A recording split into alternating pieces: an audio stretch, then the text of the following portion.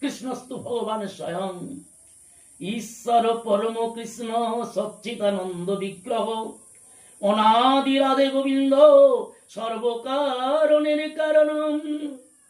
তিনি যে ভগবান, তিনি যে শ্রীকৃষ্ণ, তিনি যে সর্বকারণের কারণম। তিনি ছিলেন একা। তিনি তার লীলা করবার জন্য এই পৃথিবী সৃষ্টি করেছেন। চন্দ্র সূর্য গ্রহ তারা সৃষ্টি করে জীব জগৎ সৃষ্টি করেছেন, যাতে জীবগণ বেঁচে থাকতে পারবে, সেই জন্য এই পৃথিবী সৃষ্টি করেছেন।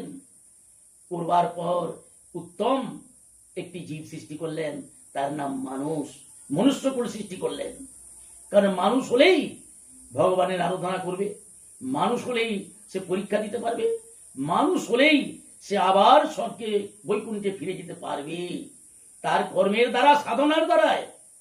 কিন্তু মানুষ গুরু আশ্রয় করে যদি সেই সাধন মার্গে যেতে পারে, তবেই সেই বৈকুণ্ঠ থেকে আসা এই মর্তধামে মরতে এসেছি আমরা, এই মৃত্যুর মুখ থেকে পরিত্রাণ পেয়ে আবার আমরা ফিরে যেতে পারবো সেই স্বর্গধামে, বৈকুণ্ঠে, যেখানে ভগবান নারায়ণ যেখানে আছেন, সেখানে আবার ফিরে যেতে পারবো।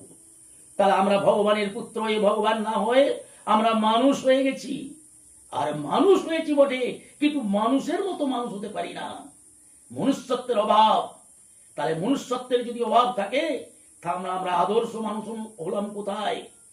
এই মানুষই তো সব। এই মানুষই মানুষের দুষ্টামি করছে, অন্যায় করছে, জল কাটি দিচ্ছে, বাঁশ কেটে নিচ্ছে, অত্যাচার করছে, মানুষকে কত বিপদে ফেলছে।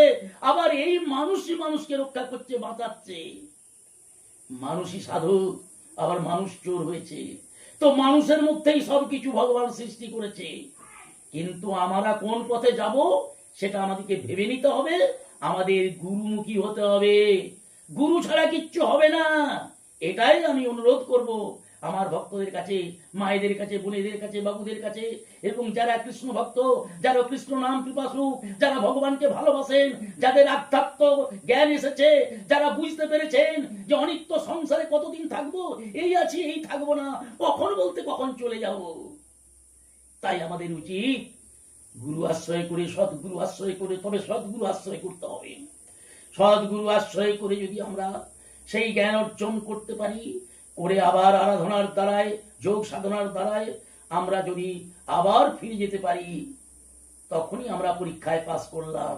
আর ফিরে যেতে যদি না পারি, এখানেই হাবডুব খেতে লাগলাম। কারণ বলা হয়েছে সুখানিচ দুঃখানিচ, কখনো সুখে, কখনো দুঃখে, কখনো ধনীর ঘরে, কখনো গরিবের ঘরে, কখনো উঁচু জাতির ঘরে, কখনো নিচু জাতির ঘরে, কখনো ভালো আর কখনো মন্দ, এই নিয়ে সুখা